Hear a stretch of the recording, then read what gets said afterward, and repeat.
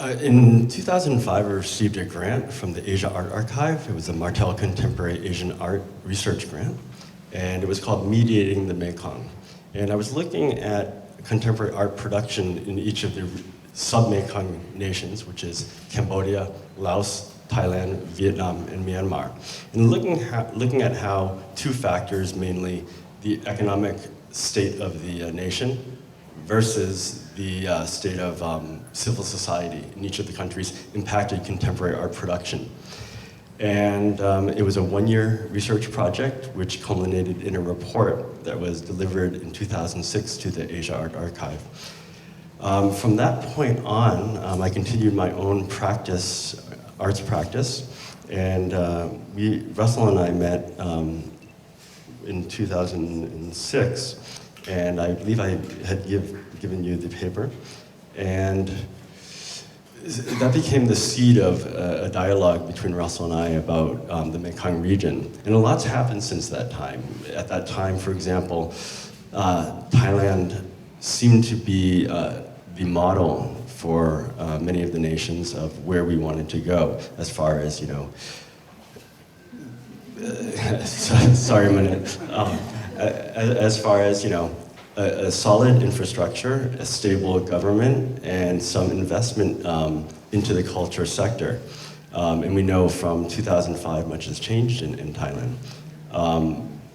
During that period, we could look at Myanmar and look to its neighbor in Thailand and make comparisons, where in just a couple of years ago, Thailand had a military government. So it gave us a chance to refresh ourselves with the current state of the nations and looking at the artist again. So from that initial research, I had met a lot of artists and developed relationships with the artists and organizations in the Mekong. And the second time around, Russell and I were able to revisit many of these spaces and artists and to develop some new ideas for the exhibition. And there's a number of themes that I guess we were sort of interested in looking at that really came out of Rich's research. I guess really reflecting aspects of daily life, artists really responding to their environment, aspects of political situations or conditions, very strong tradition, Buddhist tradition, and the impact of globalization and economic development, and the tensions between the tradition and the sort of modernity. So they flow through a lot of the works, and the way artists use their own local traditions in producing contemporary art, from the vases that Khan has produced to working with rattan and bamboo in Sopheap's work.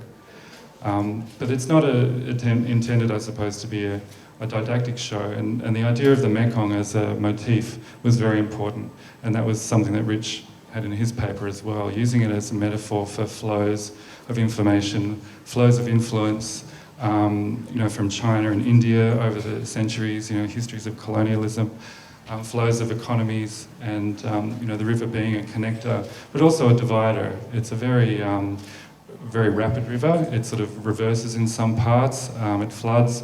It's a very volatile river. So it's a fascinating sort of metaphor, I think, in terms of thinking about the contesting cultures and histories of the region, which are incredibly rich and incredibly layered. We might start talking with the artists, which I'm sure you're all here to hear. So we might start with Manit Sriwanichpoom, and the work of Manit's is along this wall, a series of black and white photos called Waiting for the King.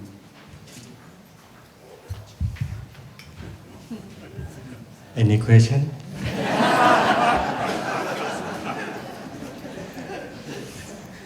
Actually, today is a Thailand King birthday.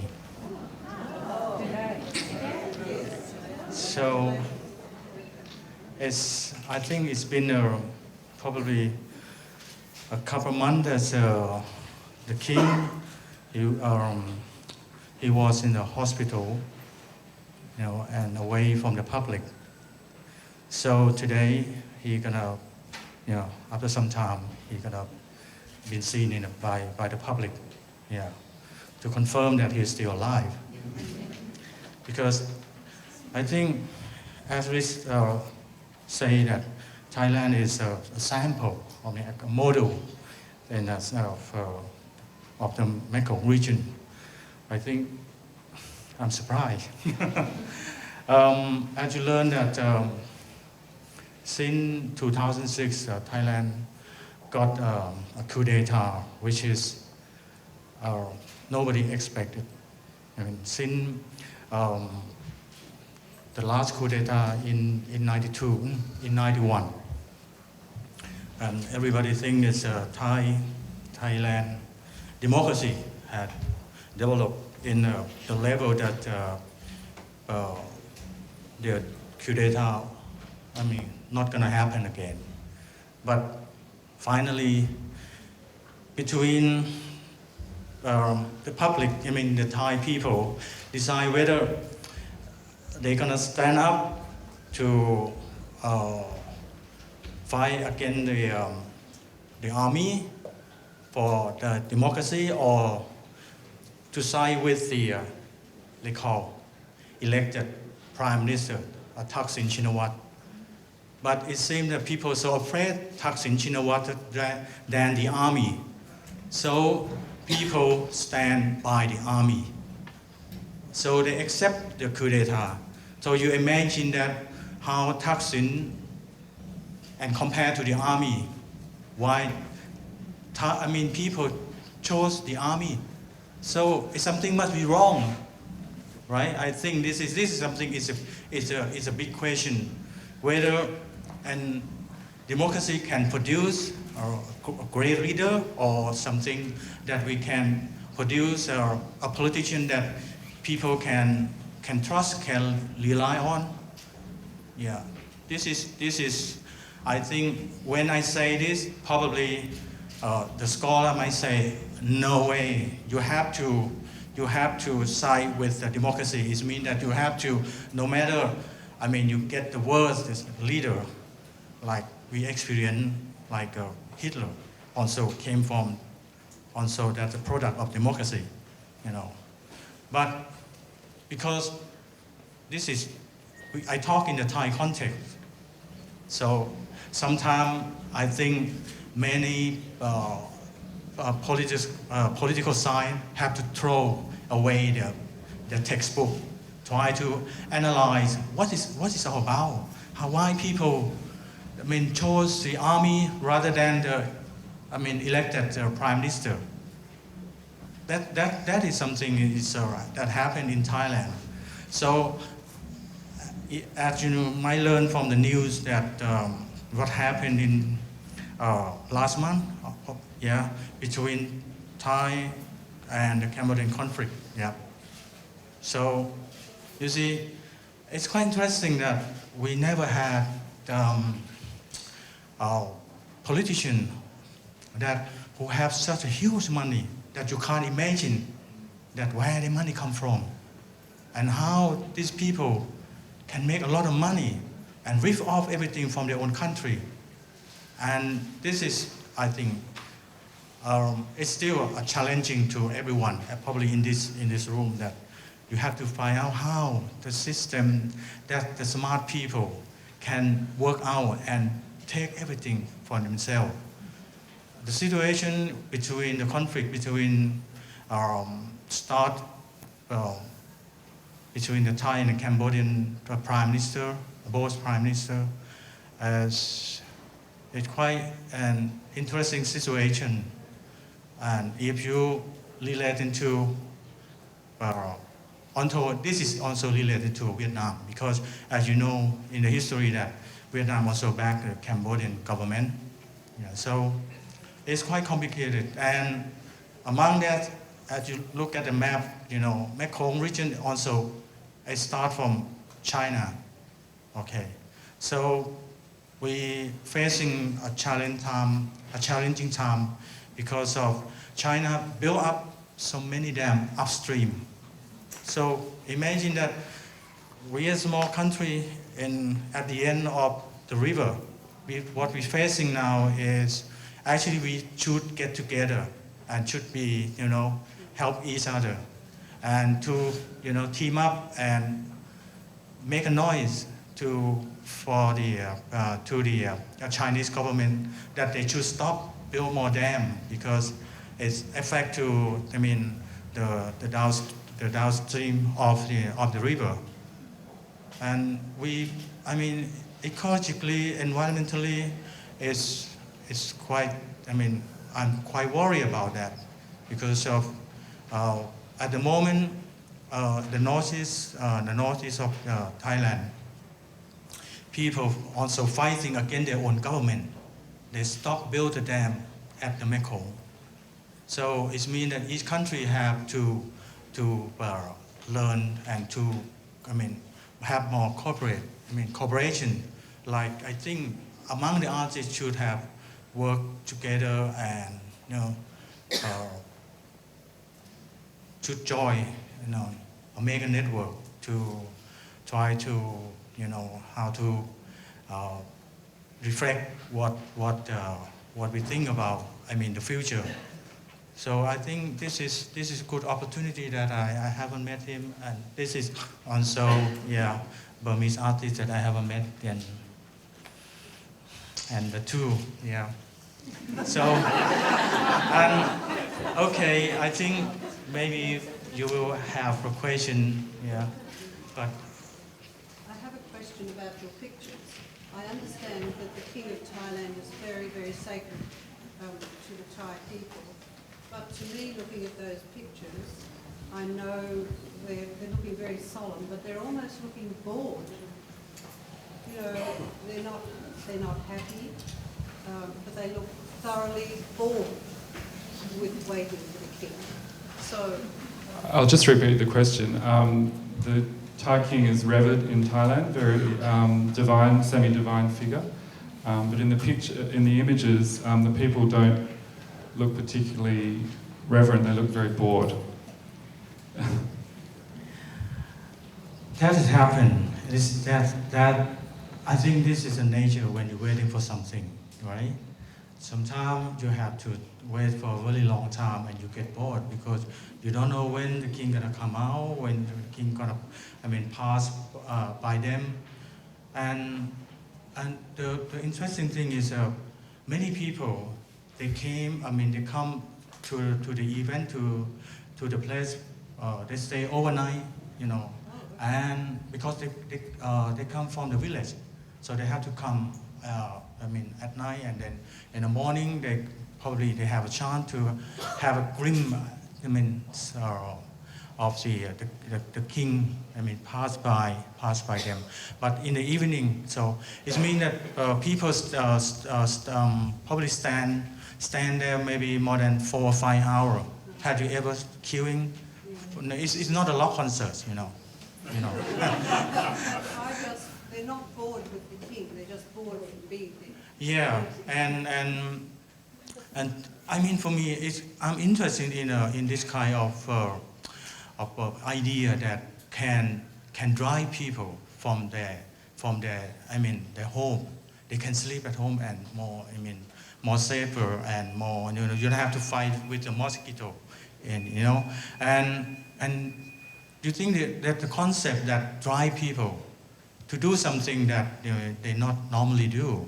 And I think this is, for me, I try to learn about that.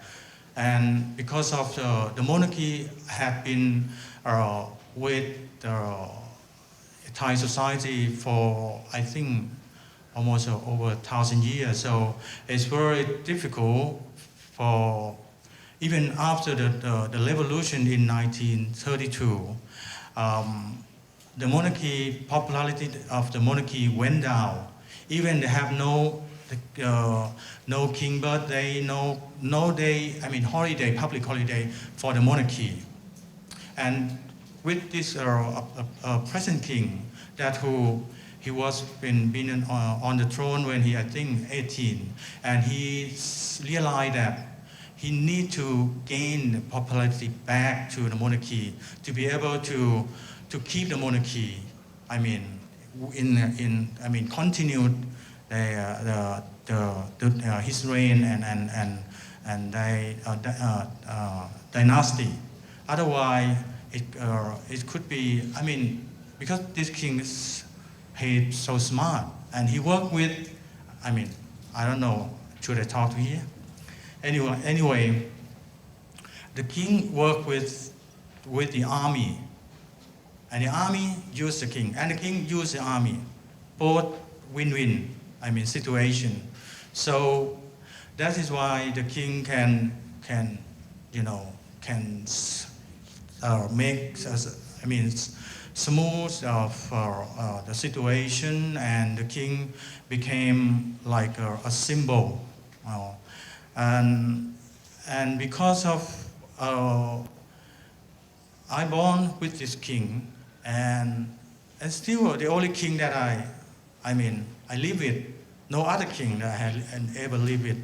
So that you imagine that people, they come because of that too, because of the only king that, had you ever lived with the other queen, besides Queen Elizabeth? Can I comment briefly? As an older person, I have seen the same thing in Australia. Back in 1954, when the current Queen first came out, school children were brought from the country to see her, and they would leave at 3 in the morning by train, and then they would stand in the sun and the rain for 4, 5, 6 hours. And I can imagine they look just like that. I was one of those children, except I was from Sydney, and then the Queen goes, boom. Yeah. Thank you to share the experience. But interesting, when I show this work to the art student, one art student, she raised a question, and she feels disturbed with my photograph, that why don't you show, the moment that when the people yelling, cheering, why you show the people like this? This is appropriate to show the work. And they say, first, I'm the artist. I don't work for the government.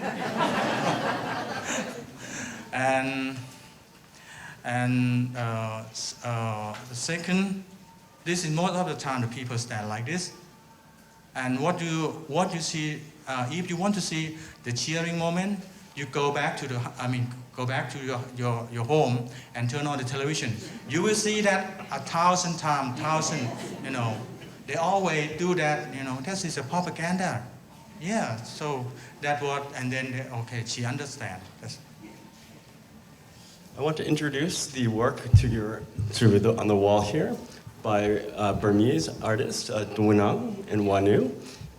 What we have here, is photographs. They've made small installations and photographed works as they imagine they would be placed in those spaces. On some of them, it's hard to tell whether it's a real space or actual model. They're very powerful because many of these works, as they're depicted in the photographs, won't ever be realized in a real space for various conditions, lack of spaces in Burma. And so they show that the imagination cannot be bound by their situation. I'll let them speak a little bit about their work. Maybe Wanu or Tumunang will start. Yeah, we have so many speak about our work, but I think I need to introduce about our art, about modern art or contemporary art. Actually, our culture is very strong connection with India or China or Thailand. So most of the artists, they like Asian imaging, such as symbolisms about the Asians. Our country started to write modern art around 1950, but immediately modern art is stop about the censor board and our, for example, most of the modern artists, they difficult to get income and difficult to show the exhibition because we need to permit from the censor board. So our modern art is immediately stopped when we start. In country, we have just one university about the art. It started to 1993. So we can learn about traditional art or art academy rule about the England school. But we difficult to get the opportunity about the contemporary art or modern art. But last 5 years, most of the young artists, they interested and they trying to make a artwork about the new media. Sometimes they use a photograph or sometimes they use a video. For example, for our country, it's very difficult to get a material about the video. So she started to make a video around 2003 or 2004. It's very first time for our art sense. Yes, I have a reason about her experience. She grew up a great friend production family, so she know about the technique and she know about how to use a material, how to use about the camera. So she started to make a video work for the first time in 2003. This is very fast for Myanmar, but now is most of the young artists, they want to interesting about the learning about the contemporary art and they start to make art. Most of our work, some of work we make actual work, but most of our work just sketch. Sometimes we want to see about our work, how about the actual work, so at the time we make a lot of model or a lot of sketch. When Rhys asked to me about that photo, he went to show in this exhibition. At the time, I thought about this condition. At first, I don't like to show our that series of photo, but later I know there is something to reflect about our condition. Yeah.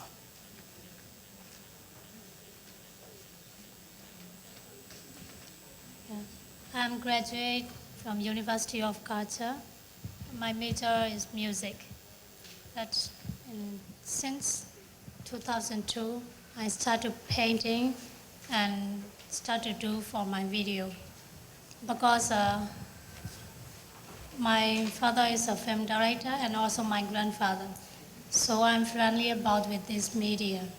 So I want to create my idea. At the time I use with painting, sometimes installation, sometimes video. So I choose media, many media, and I want to do for my idea.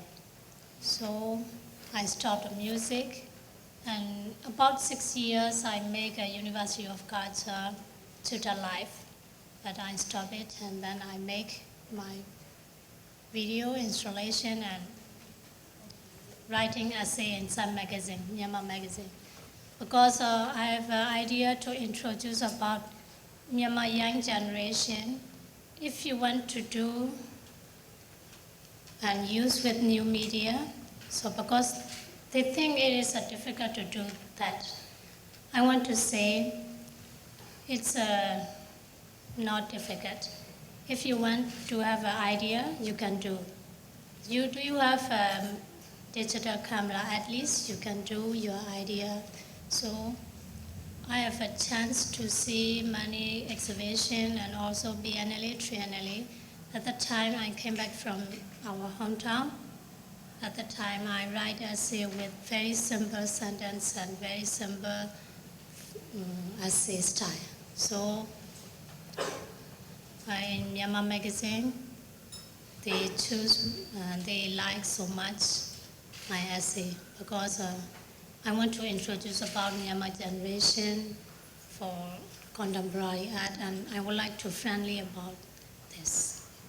So now I'm very thankful to the APT6 because we collaborate with my husband and to show this this photograph.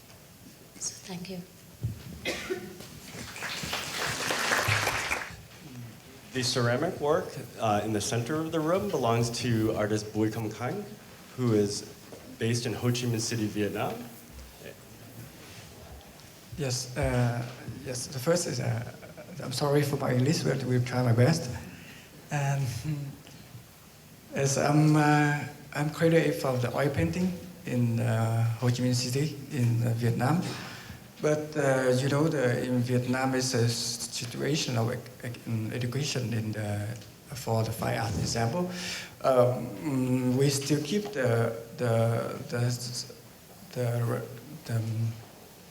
Russian style. It's really old, so we don't know what happened about the performance, something like new media arts and video. So and now like 1990, Vietnamese is opened the door, and the economic is developed too fast. And of course, artists will find out in outside it's many kind of arts like performance and video and installation. And we, the young artists like my generation, try to study, to learn by ourselves. Because we cannot study in the fine art university. And this is I want to talk about my idea about ceramic, because during the time they opened the door, and Vietnamese try to, because we stay in the closed space long time, like 30 years. So when we opened the door, the people really like to get everything from outside, like Coca-Cola and Western culture.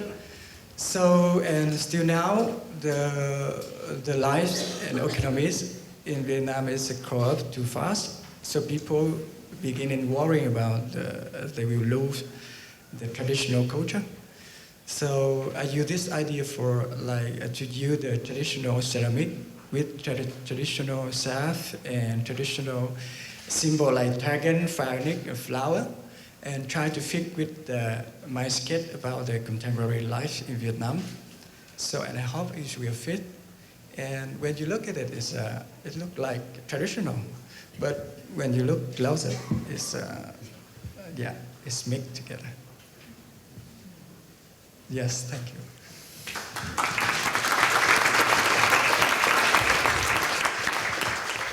Question? I just wanted to ask about the red. The red? You've got red strips. Yes, about the red color. Yes, it's I try to make the red color like the censorship.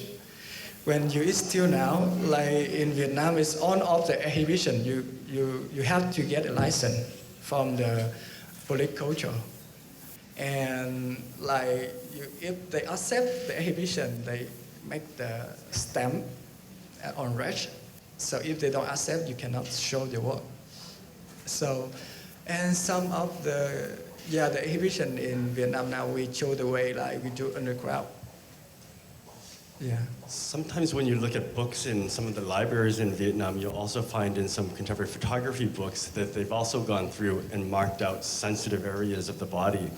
Not only with these strips, but sometimes the censors themselves have been very creative and actually drawn in the bra and the bikini with like expert detail. So when you first look at black and white photos, you might not even notice that it's been doctored. And I want to talk more about the girl with the red size. So it's the first time when I go to the L'Espace Alliance Française in Saigon, they have a library and they have a really good book around the world with the famous photographer in the world. But when I look at it, all of the next people so have the black, not this. So I think this. Oh, it's how about what? How about the arts and no arts is nothing here because the way that they do. Boyton? Have you shown these works in Vietnam before? No, this is first time here. We hope we will show in Saigon on next year. Is it because of the censorship there, or because no art gallery would like to show these works? No, because this is we work together with Rousseau. We will develop this in 2 years, so it's the first time for here for APT first. I noticed that some of these vases were collected by Singaporean people. That's Yeah. why I asked you. These works were shown in Vietnam before. No, not yet. Yes. We hope someday. Hope- Not these specific ones, but maybe other works that Khánh creates will be able to show in Vietnam. But in some ways, the conditions must change for some of this work to be safely shown in Vietnam for Khánh. I can see that one issue that appear with your curating work, which not about your curating work, but about the works and the artists that you work with is democracy. Do you feel at ease working in a society where democracy is still a luxury item to obtain? Right, so you want to know about the relationship running through the exhibition, perhaps, of democracy?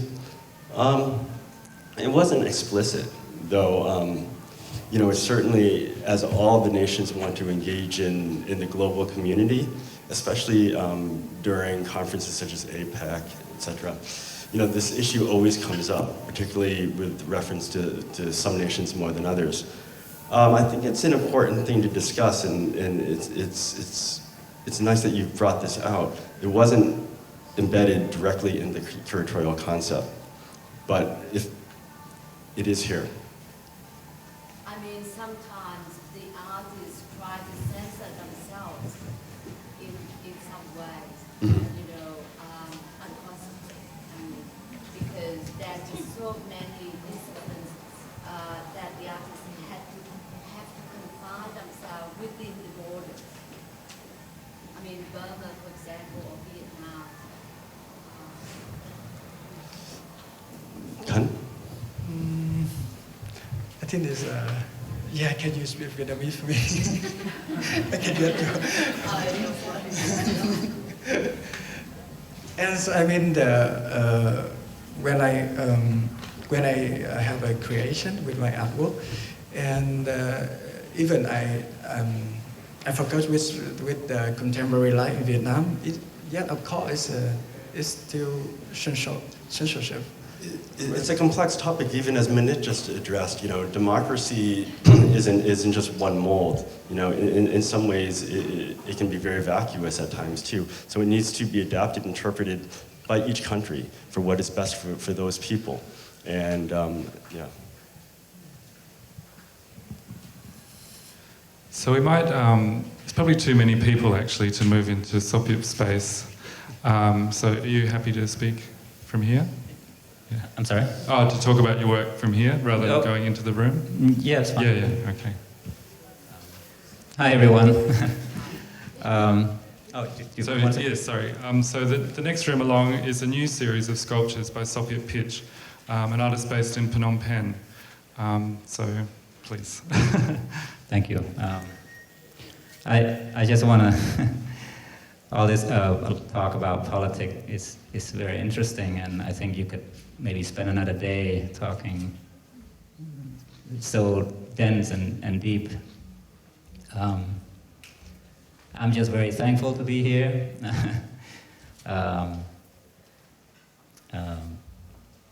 I'm a little different from Khan in that I've, as a refugee with my family, went to the US at 14 years old and had all my education there as a painter. I returned to Cambodia in the end of 2002.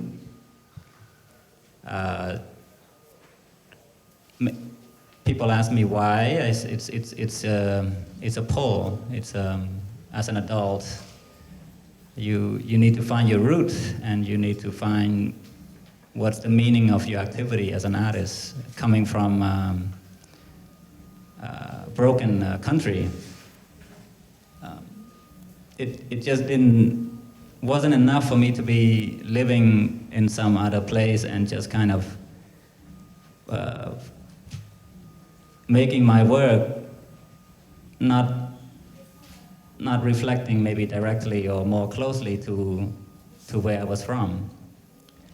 So most of that memory growing up as a child, I was born in 1971, so I think my memory goes back to about 2 years old. It's hard to believe that, but it's true. So as an adult, I needed to come back, and when I came back, I started to struggle, of course.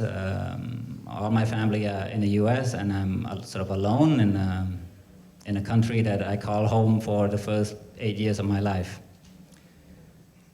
So there were a lot of questioning in terms of what do I do? Why should I be an artist? I could be somebody more important. I could do something more better for the people of Cambodia. Everybody that goes back to Cambodia wants to help Cambodia. What am I doing in my studio? So it was a question of, soaking in whatever the life, the atmosphere, and the condition. And well, that's the only thing I know how to do was art. So anyhow, after living there for about 2 years, I pretty much found that making painting was not enough. That I felt like it was a borrowed language. And going towards abstraction at that time didn't seem to connect with the reality of life.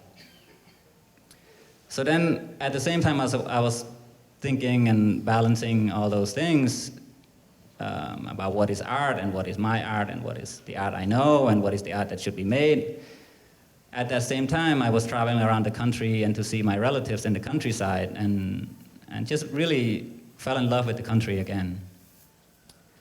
But in a deep level, as an adult, having some knowledge about forms and about structure and about language of art,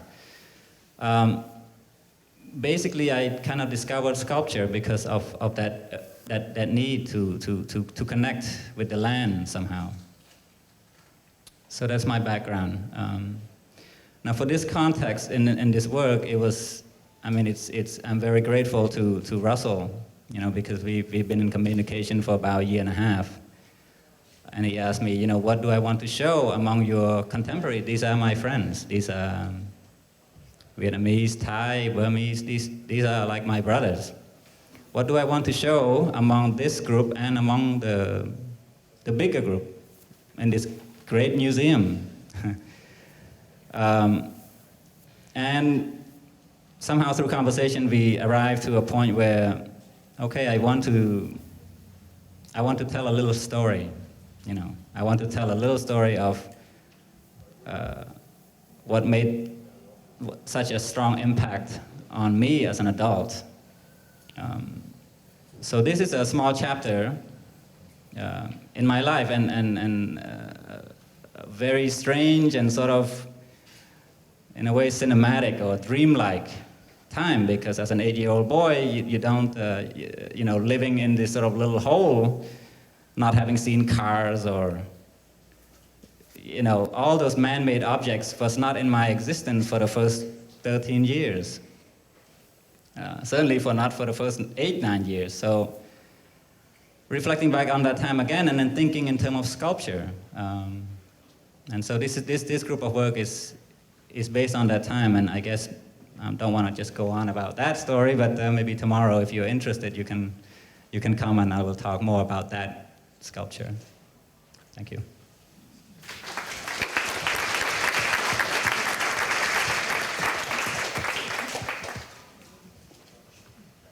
We'll just talk briefly about the other works for the artists who aren't here, because really each artist is so important to this whole picture, I think, and the sort of way that they build upon each other. I think the works really tell a very rich story.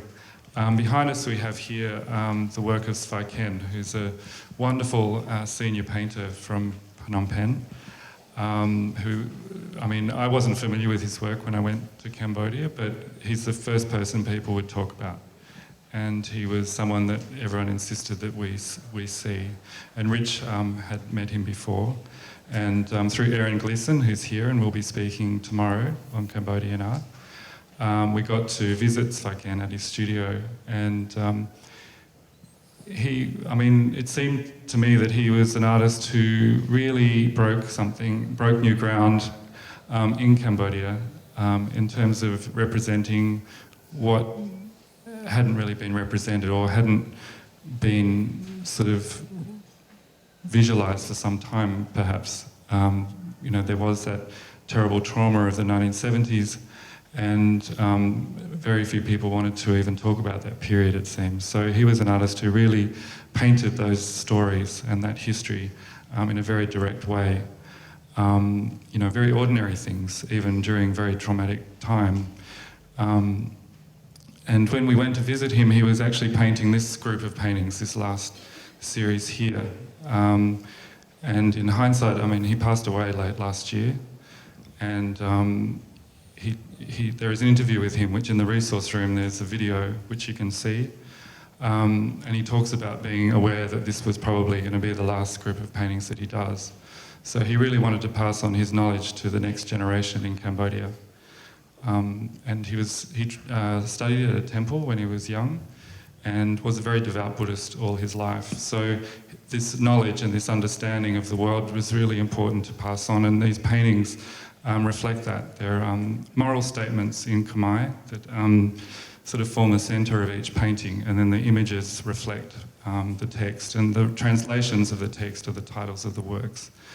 So they're really advice for leading a good and honest life, of looking after your elders and the people less fortunate. So they're sort of time-honoured, like traditional statements, but they also seem to reflect the big shifts that are happening in Cambodia. The fact that a lot of people are moving to the city, leaving rural families behind, making a lot of money in this sort of very fast-growing economy that's sort of propped up by a lot of international investment. So they're very rich paintings, I think, and very significant. And then we have a very young artist on the other side of the room, also from Cambodia. So we're very lucky to have 3 generations of Cambodian artists in the exhibition. Vandy Rattana, who is a photographer, and also I think reflects this sort of urbanisation, sort of compression of people in Phnom Penh through this sort of narrative series called Fire of the Year, about a fire that sort of destroyed a suburb on the outskirts of the city. It was a wooden suburb built on stilts over this lake that was sort of full of rubbish. And I remember seeing the images for the first time and not even realising that it was water. It was quite extraordinary. And what you actually don't see, there's a bigger group of photographs, but the fact that after the fire was sort of cleared and people just built straight over the top again. So there's this sense of endurance and strength, and within these sort of circumstances, I suppose, it's just about going on in some ways. Did you want to talk about Jun? In the first room, we have a video by Jun Nguyen-Hatsushiba, who is an artist based in Ho Chi Minh City. He filmed on the Mekong River itself in Luang Prabang, Laos.